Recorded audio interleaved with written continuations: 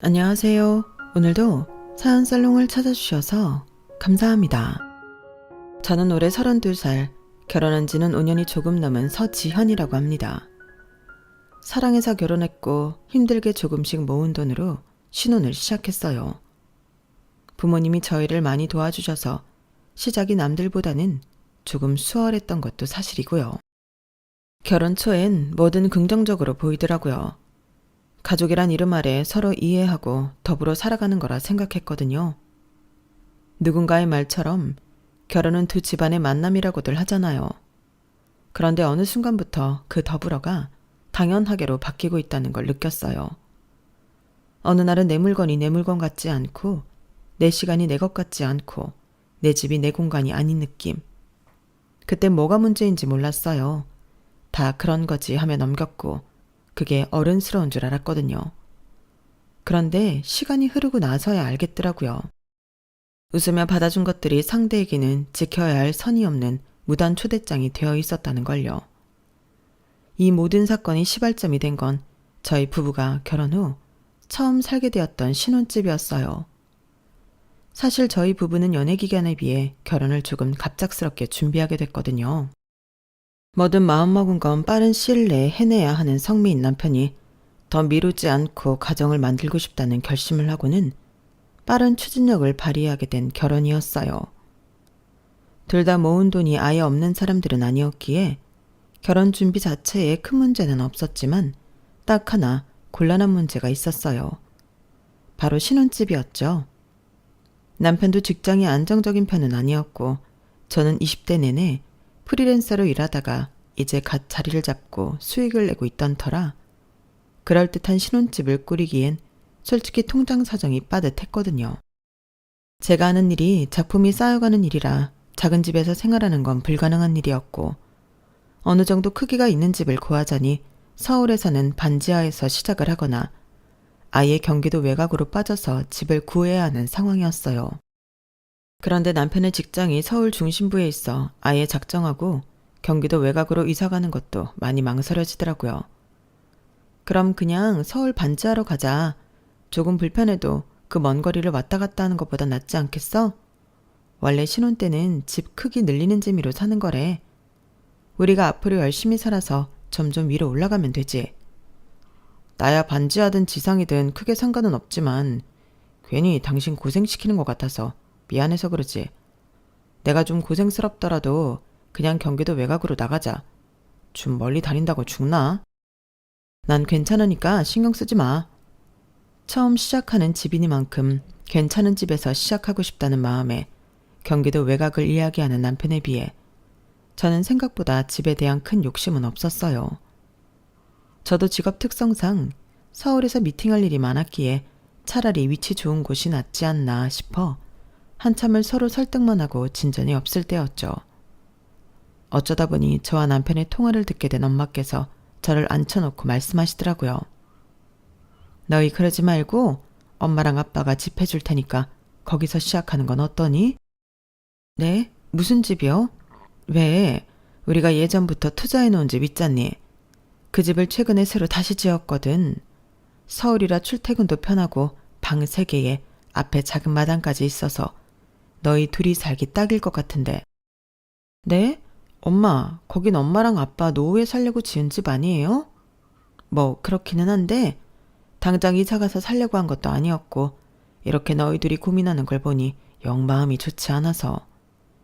지금 사는 집에서 계속 지내도 아무런 문제 없고 안 그래도 딸이 결혼하는데 뭐라도 해주고 싶었는데 무엇보다 집을 해주는 게 제일 좋지 않겠나 싶어서. 네 아버지랑도 이야기 다 끝났단다. 에이, 아니에요 엄마. 부담 갖지 마세요.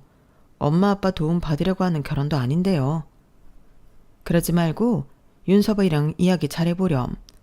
나도 귀하게 키운 외동딸 신혼 때부터 고생하면서 살게 하고 싶지 않아서 그래. 그 말을 들으니 마음이 울컥하더라고요. 엄마 아빠께서 그 집을 얼마나 소중히 생각하고 하나하나 인테리어 하셨는지 알고 있었기에 그 집을 받는다는 건 차마 상상도 못할 일이었어요. 말씀만이라도 감동이라 그때 받은 감동을 전달하고 싶어 남편에게 이야기를 했어요.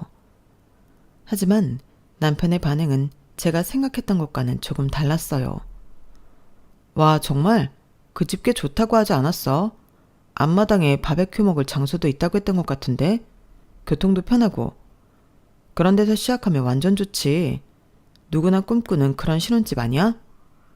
그렇긴 한데 엄마 아빠가 노후 보내시려고 정성 들여 지은 집인데 우리가 들어가서 먼저 사는 게 좀 염치가 없어서. 에이, 자식이라고는 당신밖에 없는데 결혼할 때 뭐라도 해주고 싶으신 거겠지. 우리도 곧 부모 되면 그 마음 이해가 될 거야. 오히려 거절하는 게 난 더 예의가 아닌 것 같은데? 그냥 준다고 하실 때 감사하게 받자. 괜히 거절했다가 나중에 고생하고 나서 후회하지 말고, 응? 우리 부모님한테 미안한 마음은 안 들어? 아이, 당연히 죄송하지. 근데 난 부모님 입장에서 먼저 생각한 거야. 큰맘 먹고 해주신다고 하셨는데 그걸 거절하면 부모님 입장에서도 마음이 아프실 거라니까? 그 좋은 집 거절하고 굳이 고생하는 자식 모습을 과연 보고 싶으실까? 남편의 주장은 얼핏 들으면 그럴듯 했지만 마음 한구석이 찜찜한 건 어쩔 수 없었어요. 제 눈에는 편안한 노후를 꿈꾸며 그 집을 지으신 저희 부모님을 걱정하거나 미안한 마음이 든다기보다는 그저 그 집이 우리의 신혼집이 된다는 생각에 잔뜩 들뜬 걸로만 보였거든요.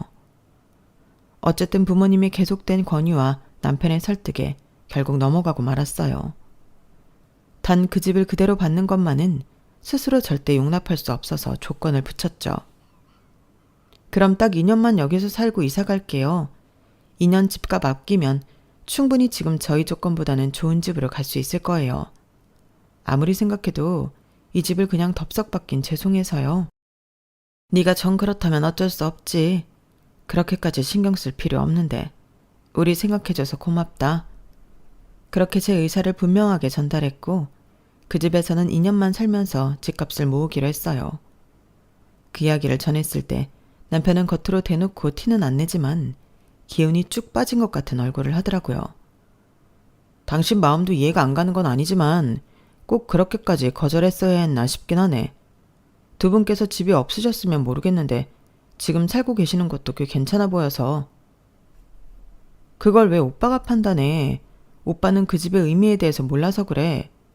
비록 2년일지라도 우리가 먼저 그 집을 들어가서 쓴다는 것만으로도 죄송해야 할 일이야. 단호하게 말하니 남편이 입을 꾹 다물더라고요. 전 그 침묵이 제 말에 대한 수긍인 줄 알고 넘어갔지만 한참 시간이 지난 나중에 알았어요. 그날의 침묵은 수긍이 아닌 부정이었다는 걸요. 그 뒤로 결혼 준비는 순탄하게 그지 없었어요. 시댁에서는 생각지도 못하게 친정에서 서울에 있는 단독주택에 살게 해준다는 사실에 굉장히 호의적으로 나왔어요.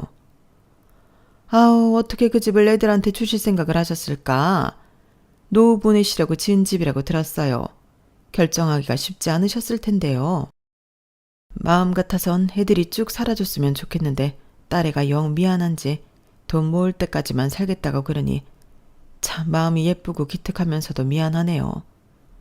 저희가 신혼 때 워낙 없이 살아봐서 딸한테도 그 고생을 하게 하고 싶지 않았거든요. 아우, 그쵸. 신혼이 제일 좋고 예쁠 때인데 좋은 집에서 보내는 것만큼 좋은 추억이 없죠. 그런데 저는 사돈댁에서 그렇게 여유가 있었을 줄은 몰랐습니다. 애들이 영 그런 쪽으로는 이야기를 안 해서요. 뭐 남들보다 잘 산다고 하긴 애매해도 이 사람 젊었을 때부터 혼자 직장 다니고 애쓰는 게 미안하고 애틋해서 투자에 관심을 좀 가졌거든요. 중간에 실패 과정도 좀 있었지만 결국엔 재산 늘리는데 도움이 좀 되더랍니다. 덕분에 애들한테 그렇게 해줄 여유도 생겼죠. 어머, 그렇군요. 사부인이 참 똑똑하시네. 우리 나이 때 여자들이 투자에 눈 돌리기가 쉽지 않은데. 집안일하고 애 키우기도 바쁜데 어쩜 그렇게 집안에 보탬이 되셨대요? 오늘 처음 배웠지만 참 교양도 넘치시고 첫눈에 참 친해지고 싶으네요. 사부인도 마찬가지셔요. 우리 지연이 좋은 시부모님 만났으면 해서 걱정이 참 많았는데 이렇게 직접 뵙고 나니 걱정이 사라지네요. 사교성도 너무 좋으시고 인상도 참 밝으셔서 보기 좋습니다. 아우, 별 말씀을. 사돈끼리 친밀하게 지내는 게 쉽지 않다곤 하지만 예외라는 것도 있는 법이잖아요. 우리 며느리가 누굴 닮아 이렇게 참하고 야무진지 이제야 알겠네요. 이런 집안이라면 치밀하게 지내도 참 좋을 것 같답니다. 저희 집에 두 분 초대해서 대접 한번 하고 싶은데 부담스럽진 않으실지요? 아우, 부담은요. 초대라니. 사부인께서 고생하실 텐데 너무 감사하죠. 별 말씀을.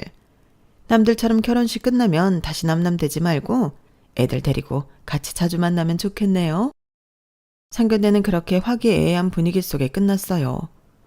워낙 성격이 밝으신 시어머니 덕분에 친정 부모님께서는 안심이 되셨는지 많이 좋아하시는 눈치더라고요. 저 역시 시어머니께서 뵐 때마다 반겨주시고 상냥하게 대해주셔서 시어머니에 대한 걱정은 전혀 없었어요. 시어머니 말씀대로 결혼 후에도 두 집안이 잘 지낸다면 그것만큼 좋은 일도 없다고 생각했죠. 저희 집은 친척들과도 다 같이 자주 놀러갈 정도로 가족적인 분위기였거든요. 시댁과도 그렇게 지낼 수만 있다면 더 바랄 일이 없다고 생각했어요. 시간이 지나 결혼식 날이 되었고 정신없지만 인생에서 가장 행복한 순간 중 하나였다고 자부할 수 있을 정도로 많은 축하와 축복 속에 무사히 결혼식을 마쳤어요. 뒷정리까지 마친 후 신혼여행을 떠나기 위해 공항에 도착했을 때쯤 엄마께서 사진 한 장을 보내주셨어요. 지연아, 우리도 뒤풀이 왔어. 사돈께서 큰일 치렀는데 부모들끼리도 한잔 해야 하지 않겠냐고 그러셔서 참 좋은 집안에 시집간 것 같아서 엄마가 기분이 너무 좋다. 너도 윤서방이랑 즐거운 시간 보내고 오렴. 사진 속에는 고깃집에서 시부모님과 친정 부모님이 한 테이블에 앉아 환한 얼굴로 웃고 계셨어요. 그 모습을 보니 저도 절로 얼굴에 미소가 그려지더라고요. 남편도 그 사진을 보고는 흐뭇해했죠. 부모님들끼리 잘 지내시니 좋네. 그러게, 나 정말 시집 잘 왔나 봐. 그땐 제 앞에 펼쳐진 미래에 대해 전혀 예상조차 할 수 없었어요. 그 정도로 모든 상황이 평화롭고 따스하게만 흘러갔거든요. 그 후로도 시댁과 친정 식구들 그리고 저희 부부는 다 같이 만나는 자리를 종종 가졌어요. 시어머니는 유쾌하셨고 시아버지도 시어머니 이야기를 잘 들어주시는 자상한 분이라 저희 부모님과도 별다른 트러블이 없었죠. 우리처럼 다 같이 모이는 식구들이 또 있을까? 가끔 이렇게 모일 때마다 참 인연이라는 게 신기해. 엄마 친구들한테 이야기하니까 딸 참 시집 잘 보낸 것 같다더라. 괜찮은 사이는 만날 수 있어도 그런 사도는 100년에 한 번 죽었다 깨어나도 못 만난다면서. 제가 봐도 그런 것 같긴 해요. 엄마 아빠랑 시부모님이 잘 지내시는 걸 보니 기분이 이상하면서도 뿌듯해요. 주변에서도 다들 신기해했고 친정 부모님께서도 처음에는 경계하는 눈치였지만 어느샌가 그 경계마저 풀리신 것 같았어요. 전 단순히 그게 다 시부모님이 괜찮으신 분들이기 때문이라고만 생각했죠. 신혼집은 신혼여행을 다녀온 후 2달 정도 뒤에나 들어갈 수 있었어요. 공사가 끝나고 이삿짐과 가구가 다 정리되고 나서 친정 부모님이 빌려주신 집이만큼 친정 부모님을 먼저 모셔 대접하고 싶었죠. 여보, 아무래도 이 집은 친정 부모님부터 모시는 게 맞는 것 같아. 그래? 당신 마음은 충분히 알겠지만 그럼 우리 부모님이 좀 서운해하실 것 같은데? 남편의 대답을 들었을 때 전 좀 당황스럽더라고요. 서운해하셔도 어쩔 수 없지. 그래도 친정 부모님께서 빌려주신 집인데 우리 부모님 먼저 대접해드리는 게 예의잖아. 그럼 그냥 다 같이 대접해드리는 건 어때? 친하시니까. 그래도 나는 이번에는 좀 따로 모시고 싶은데. 왜? 집 해주셨으니까 더 잘해드리려고? 아니, 그런 게 아니라 따로 더 챙겨드리라는 거 아니면 그냥 같이 해. 우리처럼 화목한 집안이 어딨다고 굳이 양가를 따로 챙겨? 한 번에 하면 우리도 편하고 좋잖아. 순간 할 말이 없더라고요. 남편의 그 말은 기분이 좋진 않았지만 틀린 말도 아니었고 친정 부모님께 말씀드리니 생각보다 좋아하셔서 기분이 풀렸어요. 어머, 그래? 그럼 좋지. 안 그래도 그 집이 손님 불러 같이 밥도 먹고 놀기 좋게 만든 집이야. 나중에 니네가 손주 낳아주면 손주도 마음껏 뛰어놀라고. 사돈네랑 다 같이 밥 먹고 시간 보내면 더 즐겁겠네. 불행인지 다행인지 그렇게 양가 부모님을 같은 날 집들이를 모시게 되었어요. 부모님께서 물려주신 집은 깔끔한 신식 인테리어는 물론이고 방 3개에 천장이 높고 넓은 거실이 있어 말씀대로 손님들이 머무르다 가기 좋은 구조였어요. 오픈형 주방에 마당에는 바베큐를 해먹을 공간까지 마련이 되어 있었죠. 시부모님께서는 집에 들어오시더니 눈이 휘둥그레지셨어요. 세상에, 이게 너희 신혼집이니? 어머, 웬일이야. 이 집이라면 새로 시작이 아니라 다시 태어날 수도 있겠어. 그러게, 이렇게 시작하는 신혼이 세상에 어디 있나? 너희는 정말로 복받았다. 어? 아내한테 잘해 인서가. 장인 장모님도 깍듯하게 모시고. 그죠? 장인 장모님, 이렇게 좋은 집을 다 해주시고 이 은혜는 평생 잊지 않겠습니다. 아유, 무슨 그런 말씀을요. 마음 같아서는 그냥 충분히 살 때까지 집을 물려주고 싶은데 딸아이가 착해서 자꾸 거절을 해서요. 2년이긴 해도 행복하게 신혼 보내기엔 충분할 겁니다. 열심히 모아서 더 좋은 집으로 가면 좋겠네요. 아우, 이보다 더 좋은 집이 서울에 어딨어요. 있어도 얘네 힘으로 그런 집에 들어갈 수 있으려나 모르겠네. 저희가 그럴 수 있게 어떻게든 열심히 살아야죠, 어머님. 시부모님은 물론이고 남편까지 저희 부모님께 호들갑을 떨며 감사 인사를 표했지만 어딘가 영찜찜했어요. 뭔가 아예 이 집을 받기로 확정된 것처럼 고마워했다고 해야 할까요? 그걸 친정엄마께서도 느끼셨는지 2년만 살기로 했다는 점을 은근슬쩍 강조하셨지만 그런 말은 귓등으로도 안 들리는 듯 하더라고요. 그날의 쎄함은 그 정도로 넘어갔지만 그 다음부터 조금씩 양가 사이에 균열이 생기기 시작했어요. 어느 날 갑자기 엄마께서 전화가 오시더라고요. 지연아, 너희 시어머니 말이야. 너한테는 좀 어떠시니? 저한테요?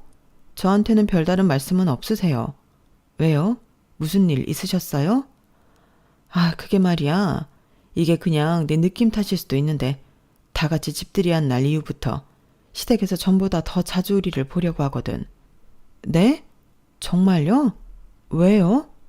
그러니까 자주 보는 건 문제가 안 된다지만 문제는 자주 보는 만큼 식사를 같이 하게 되는데 전에는 한 번은 우리가 사면 한 번은 사돈이 사고 그랬었거든. 그런데 그 집을 본 뒤로는 자꾸만 노후 대책이 잘 되어 있어 부럽다는 둥. 집들이 가기 전까진 사돈이 그렇게 여유가 있는 집인지 몰랐다는 둥 불편한 이야기를 은근슬쩍 꺼내면서 계산할 때는 쏙 빠져버리는 거 있지. 처음에는 기분 탓이라고 생각했는데 이게 벌써 서너 번 반복되다 보니 우연이 아닌 것 같아서. 서너 번이나요? 그건 좀 이상한 게 맞는 것 같은데요.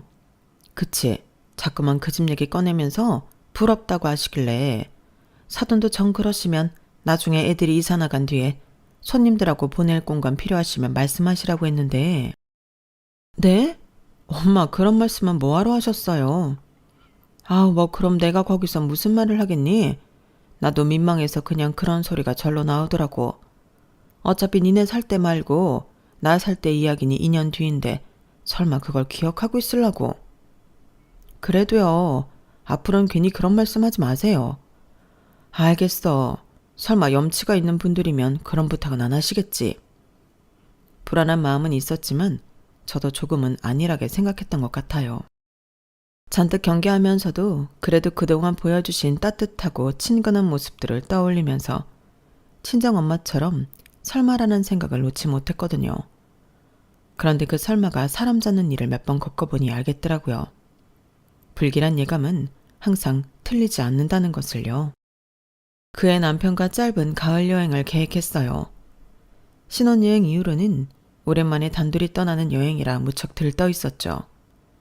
단풍도 보고 빈티지 시장 구경도 하고 맛집도 다녀오려고 열심히 계획을 세웠어요. 2박 3일의 국내 여행이었기에 딱히 친정에 말하지는 않았고 그건 남편도 마찬가지일 거라고 생각했어요. 그런데 여행을 떠나기 하루 전 시어머니께서 연락이 오시더라고요. 며느라, 별일 없지? 네, 어머님. 어머님도 잘 지내시죠? 아우, 그럼 나야 뭐 늘 똑같이 지낸단다. 요새 날씨가 정말 좋던데? 니네는 어디 안 가니? 네, 안 그래도 이제 가볼까 하고 있었어요. 어머님은 아버님이랑 어디 안 가세요? 떠보는 듯한 말에 내일 당장 여행을 떠난다는 사실을 말씀드릴까 잠깐 고민을 했지만 두루뭉술하게 이야기하고 화제를 바로 돌렸어요. 혹여나 어머님이 같이 가고 싶다는 의사를 내비치실까 두려웠거든요. 그런데 어머님께서 이미 알고 계시더라고요. 이제 가보긴 당장 내일 가는 거 아니야? 네? 아, 네. 뭐야? 서운하게 은근슬쩍 숨기려고 하고. 네가 얘기 안 해도 다 아들을 통해서 듣는데 이러면 내가 많이 섭섭하지 않겠니?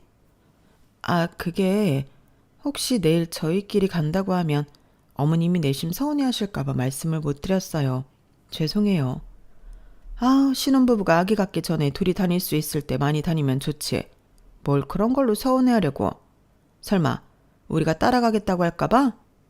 그런 것보다 물어봤는데 사실대로 이야기 안 하는 게 훨씬 더 서운하니까 앞으로는 그냥 있는 그대로 얘기해줘. 난 다른 건 괜찮은데 속이고 거짓말하는 건 싫더라. 그러려고 말 안 한 건 아니었는데 그렇게 느끼셨다면 죄송해요. 정말 등 뒤에 식은땀이 다 나더라고요. 여보, 장인 장모님은 우리 여행 가는 거 아셔? 응? 굳이 얘기 안 했는데? 어차피 짧게 다녀올 여행인데 뭐하러? 아, 그래? 하긴 그렇긴 하지. 분명 그 전날 대화에서 남편은 아무 말도 안 했었거든요. 그래서 저는 당연히 남편도 시댁에 이야기 안 한 줄로만 알았는데 언제 이야기를 다 한 건지 미리 알고 있는 게 조금 소름 돋았어요. 이야기야 할 수 있다고는 쳐도 어머님이 은근슬쩍 제 입으로 듣고 싶어 떠봤다는 점이 무섭더라고요. 다행히 어머님은 제 사과를 쿨하게 받아주셨고 그 일은 그렇게 넘어가는 듯 했어요. 여행을 가는 내내 자꾸 생각나는 바람에 남편과 작은 다툼은 있었지만요. 다음부터는 꼭 나한테 얘기해줘. 나만 거짓말 친 사람 됐잖아. 알겠어, 미안해. 나도 엄마가 당신한테 그런 식으로 물어볼 줄은 몰랐지. 그래도 막상 여행지에 도착하니 맑은 날씨와 멋진 풍경, 맛있는 음식들을 먹으며 그 일은 금방 잊혀졌어요. 남편과 둘도 없을 시간을 보내고 집에 도착했을 때였어요. 여행이 좋긴 해도 역시 우리 집이 최고네. 아, 편하다. 짐을 풀고 거실 소파에 잠깐 쉬려고 앉았는데 순간 주방 쪽에 이상한 기시감이 들더라고요. 그래서 가까이 다가가니 금방 이상한 점을 발견했어요. 여보, 냉장고에 붙여뒀던 자석들 당신이 뗐어? 내가 여행 가서 기념품으로 사왔던 것들 말이야. 그걸 내가 왜 떼? 당신이 아끼는 거 아는데. 뭐? 그럼 우리 집에 도둑이 들었나? 다 없어졌는데? 순간 눈앞이 깜깜해지며 냉장고를 열었는데 냉장고 안쪽도 뭔가 구조가 바뀌었더라고요. 반찬통은 전부 처음 보는 것들로 바뀌어 있었고 김치 냉장고에 넣어둔 장류들은 죄다 알 수 없는 유리병에 옮겨져 있었어요. 아, 엄마가 왔다 가셨나 보네. 뭐라고? 어머님이 왜? 아니, 어떡해? 엄마가 저번에 우리 집 와서는 당신이 아직 살림이 서툴다고 도와주고 싶으시댔거든. 다 있을 때 오면 잔소리 되니까 우리 집 비웠을 때 들어와서 정리해 주신 데서 비밀번호 알려드렸어. 뭐라고? 그럼 우리가 여행 간 사이에 어머님이 들어와서 이걸 정리했단 소리야? 왜? 깔끔하고 좋은데? 집도 좀 청소해 주시고 가신 것 같다? 여보, 나랑 상의도 없이 어머님한테 비밀번호를 알려드리면 어떡해? 그날도 남편과 대판 싸웠어요. 여행에서 즐거운 기억은 잠깐이었고 여행 가기 전과 후는 정말 지옥이었죠. 남편은 당신 힘들지 않게 어머님이 치워주신 건데 뭐가 문제냐는 태도여서 도저히 말이 통하지 않더라고요. 고마운 거 아니야? 다른 시어머니들 같았으면 당신한테 직접 잔소리하면서 하나하나 시켰을 텐데 우리 엄만 당신 불편할까봐 일부러 없을 때 와서 싹 정리해주시고 가신 거잖아. 이 정도면 우렁각시지. 엄마라고 이게 쉬웠겠냐고. 그냥 좋은 게 좋은 거다 생각하고 감사하게 여기면 어디가 덧나? 나는 그냥 어머님이 우리 집에 드나드시는 게 싫다고. 여기 우리 집 우리 공간이잖아.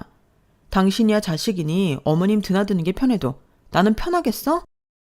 그럼 오늘 엄마가 정리해놓은 대로 앞으로 잘 정리하면 되겠네. 엄마가 못 건들게. 다른 부분은 저와 참 잘 통했던 남편이 딱 이 부분에서는 대화가 거의 단절되다시피 안 통해버리니 정말 환장하겠더라고요. 그날 결국 남편과는 어떤 결론도 내리지 못하고 서로를 이해하지 못한 채 싸움이 끝났어요. 남편은 어머님이 제가 아끼고 모으던 자석을 없애버린 것에 대해서만 미안해했고 그거라도 받아주지 않으면 상황이 넘어가질 않으니 대충 사과를 받아주고 애매한 화해를 했죠. 그러다 결국엔 일이 터졌어요. 제가 잠깐 지방 출장을 다녀온 사이였죠. 결혼 전 가장 친한 친구가 생일 선물로 주었던 턴테이블이 있었어요. 결혼 전에는 LP판 모으는 게 취미라 열심히 모았었는데 결혼 후엔 취미를 온전히 즐길 겨를이 없어 잘 닦아서 거실 한쪽에 두었죠. 그런데 갑자기 친구에게 연락이 오더라고요. 미정아, 오랜만이네. 내가 연락을 했어야 했는데. 사는 거 바쁜데 이해하지. 근데 말야, 너 혹시 내가 선물한 턴테이블 인터넷 중고마켓에 내놨어? 뭐? 야, 내가 그걸 왜 내놔? 지금 자주는 못 들어도 얼마나 아끼던 건데. 그거 그냥 거실에 두기만 해도 인테리어 소품까지 돼서 내놓을 생각 절대 없어. 네가 큰맘 먹고 선물해 준 건데 어떻게 그러니? 갑자기 그게 무슨 소리야? 아니, 얼마 전에 중고마켓 구경하는데 너한테 선물했던 턴테이블이랑 똑같은 게 올라왔길래 자세히 보니까 배경이 니네 집인 것 같더라고. 벽지며 옆에 소파랑 턴테이블에 올라가 있는 가구까지 완전 똑같길래 동네도 니네 동네로 뜨고. 뭐라고? 순간 등줄기가 오싹하더라고요. 네가 아니면 니네 남편이 못 모르고 내놓은 거 아니야? 잠깐만 미정아, 내가 알아보고 다시 전화할게. 친구와의 통화를 끊고 바로 남편에게 전화를 걸었어요. 여보, 당신 혹시 턴테이블 당신이 중고마켓에 올렸어? 뭐? 아니. 그럼 혹시 지금 집에 어머님 와 계셔? 아, 당신 없는 동안 이 집에서 좀 지내고 싶다고 하셔서 어떻게 알았어? 뭐라고? 당신은 대체 그런 걸 왜 나한테 말을 안 해? 말하면 당신이 허락해 주겠어. 나도 당신이랑 일일이 싸우기 싫으니까 그렇지. 그나저나 대체 어떻게 한 건데? 뭐 CCTV라도 나 몰래 설치했어? 오히려 적반하장으로 화내는 남편의 모습이 기가 막혀 중고마켓 링크를 보내주니 남편이 깜짝 놀라더라고요. 이거 내가 아끼는 물건인 건 알지? 대체 언제까지 어머님이 우리 살림에 손대게 할 건데? 이럴 거면 어머님이랑 살지 나랑 결혼을 왜 했어? 남편 역시 그 물건에 대해서는 너무 잘 알고 있었기 때문에 할 말이 없어지더라고요.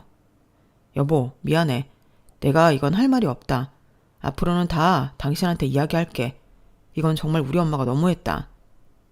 난 내 소중한 물건 건드는 것뿐만 아니라 어머님이 나 모르게 우리 집에 와 계시거나 사는 모습 들여다보고 계신 게 부담스럽고 불편해. 살림에 손까지 대시니 이젠 불안하기까지 하다고. 그리고 이 집 우리 집 아니고 우리 부모님 집인 것 좀 명심해. 쫓겨나기 싫으면 처신 똑바로 하라고. 저는 그 길로 서울로 올라갔고 어머님에게 선포했죠. 어머님, 저희 물건 건드리지 마세요. 한 번만 더 마음대로 하셨다가는 저도 시댁 물건 가만두지 않을 거예요. 아시겠죠? 뭐라고? 아이고 참, 쓸데없는 물건을 잔뜩 쌓아놨길래 가구 정리 좀 도와주려고 했더니만 뭐? 요즘 세상에 누가 LP를 들어? 결혼을 했으면 저런 사치스러운 취미는 접고 새 인생 살아야지. 듣지도 않는 걸 구석에 두고 썩혀두리? 그러니까 이제 상관 마시라고요. 중고마켓에 올린 글도 지우시고 제가 집에 없을 땐 방문하지 말아주세요. 여기 저희 집 아니고 저희 부모님 집이에요. 그래. 아유, 내가 치사해서 다시는 안 온다. 집 좀 좋다고 유세를 저렇게 떨어서는 원 며느리 무서워 오겠니? 어머님은 역정을 내며 시댁으로 돌아가셨고 이렇게까지 불편해지는 걸 원치는 않았지만 차라리 잘 됐다 싶었어요. 저렇게 몇 번이나 경우 없게 구시는데 더 큰 일이 생기기 전에 반드시 한 번은 일어났어야 하는 싸움이란 생각이 들더라고요. 대신 집안 분위기는 서먹하고 어색해졌죠.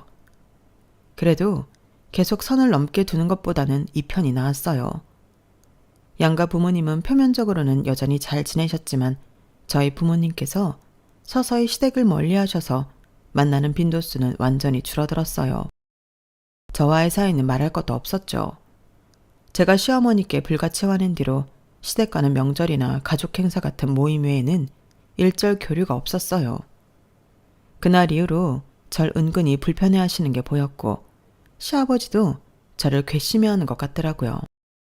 그때 화를 낸 게 차라리 보이지 않는 선을 만들어준 것 같아 잘했다는 생각이 들더라고요. 그 뒤로는 저희가 친정과 약속했던 인연을 채우고 이사를 했어요. 차라리 시댁에서 탐내던 이 좋은 집에서 벗어나니 안심이 되더라고요. 다시는 같은 일이 반복되지 않을 것 같았어요. 그때만 해도 몰랐죠. 제 앞에 더 큰 인내심의 관문이 남아있다는 사실을요. 이사한 지 얼마 안 돼서 친정 부모님께서 한 달간의 긴 여행을 계획하셨어요. 두 분께서 그렇게 길게 해외여행을 떠나시는 건 처음이라 저까지 들뜨더라고요. 잘 다녀오시라고 짐 챙기는 것도 도와드렸고 마시는 것도 돈 아끼지 않고 많이 드셨으면 해서 용돈도 두둑히 챙겨드린 후 공항버스 타는 곳까지 모셔다 드렸죠. 부모님께서는 장시간 비행 끝에 여행지 숙소에 도착해서 영상통화를 걸어주셨어요. 두 분이 설레하는 모습을 보니 덩달아 행복해지더라고요. 무사히 도착하신 모습에 안심하며 일상으로 돌아온 지 일주일도 안 됐을 때였어요. 엄청 오랜만에 전엔 살던 집 이웃분께 전화가 왔더라고요. 오며 가며 마주칠 일이 많아 친하게 지내던 사이였거든요. 지연씨 오랜만이에요. 다름이 아니라 혹시 지연씨 이사가고 지연씨네 부모님이 이사 온다고 하지 않았었나? 어머, 네 맞아요. 아니 그런데 얼마 전부터 낯선 사람들이 잔뜩 이 집에 와서 밤이고 낮이고 시끄럽게 웃고 퍼질러 노는데 지연씨네 부모님은 아닌 것 같아서. 지연씨네 부모님은 엄청 조용히 지내셨거든. 처음에는 부모님인 줄 알고 좀 참아보려고 했는데 보니까 다른 사람들 같아서. 혹시 새로 세입자를 들인 거야? 네? 다른 사람들이요? 순간 머리가 띵했어요. 부모님은 해외로 가셨으니 그 집을 드나들 만한 사람이라곤 떠오르는 사람이 별로 없었거든요. 그 중에 이상하게도 가장 선명하게 떠오르는 사람은 다름 아닌 시부모님이었어요. 그럴 리 없다고 생각하면서도 예전 집으로 향했어요. 직접 제 눈으로 확인해야겠더라고요. 하지만 막상 친정집 앞에 도착하니 잊고 있던 사실이 떠올랐어요. 더 이상은 저희 집이 아니다 보니 비밀번호를 모르겠더라고요. 혹시나 싶은 마음에 예전 살던 비밀번호를 치니 문이 열렸어요. 마치 자기 집인 듯 자연스럽게 거실 소파에 누워 TV를 보는 시어머니와 부엌을 뒤지고 있는 시아버지를 보니 그제서야 상황 파악이 되더군요. 남편에게 친정 부모님의 여행 소식을 들은 시어머니가 예전 비밀번호를 치고 들어와 일을 벌인 듯 했어요. 바닥에는 술병이 뒹굴고 있고 먹은 음식들을 제대로 치우지도 않아 붉은 음식 소스들이 엎질러져 있고 안방에는 모르는 사람이 누워있더라고요.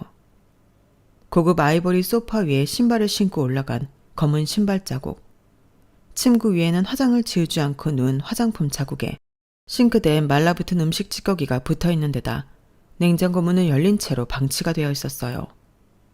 너무 어이가 없어 하나하나 영상으로 찍어 남겨두니 어머님께서 제 모습을 보고 코웃음을 치시더라고요. 어머님, 지금 이게 다 무슨 일이에요? 저희 부모님한테 허락은 받으신 거예요? 허락? 허락은 예전에 받았지. 예전에 너희 엄마가 집 빌 때 써도 된댔는데? 기억 안 나니? 그래서 이번에 허락 받고 쓰신 거냐고요. 집꼴이 이게 대체 뭐예요? 그때 받았는데 뭐하러 받아? 이 좋은 집을 우리도 손님들이랑 좀 써보면 어때서? 그럼 곱게 쓰셨어야죠. 이거 불법 주거 침입인 건 알고 계세요? 뭐? 불법 주거 침입? 네.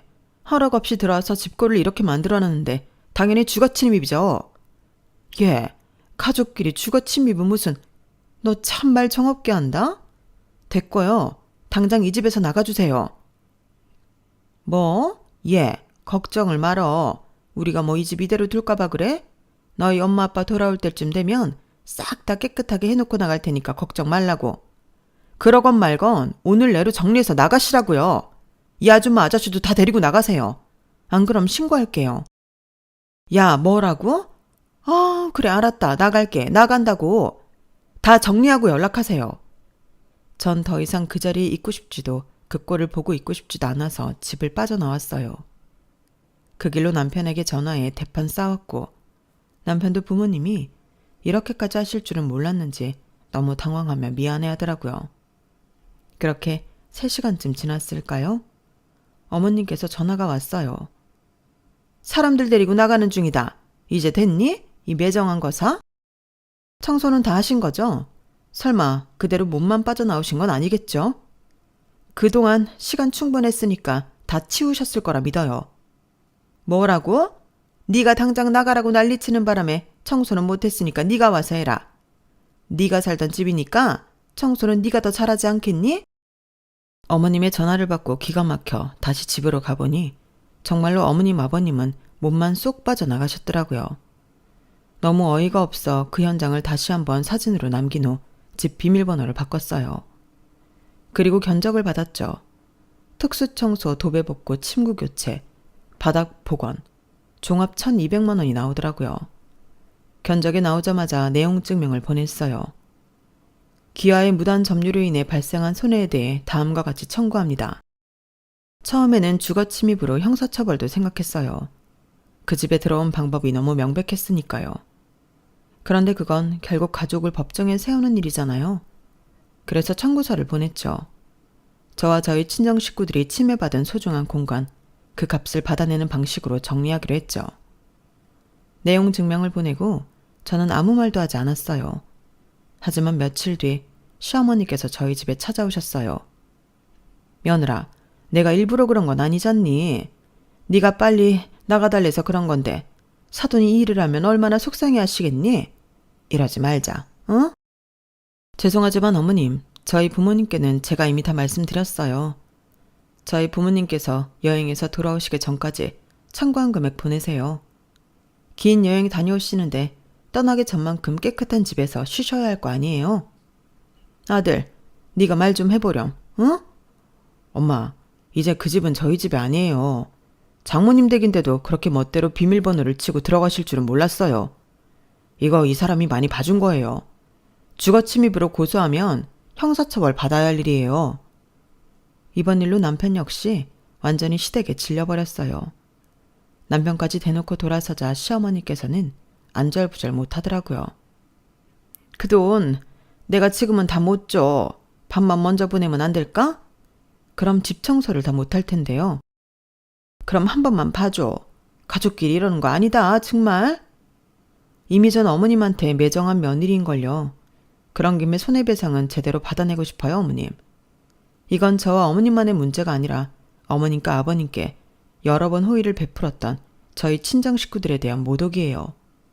좋은 말로 할 때 빨리 갚지 않으시면 일이 더 커질 거예요.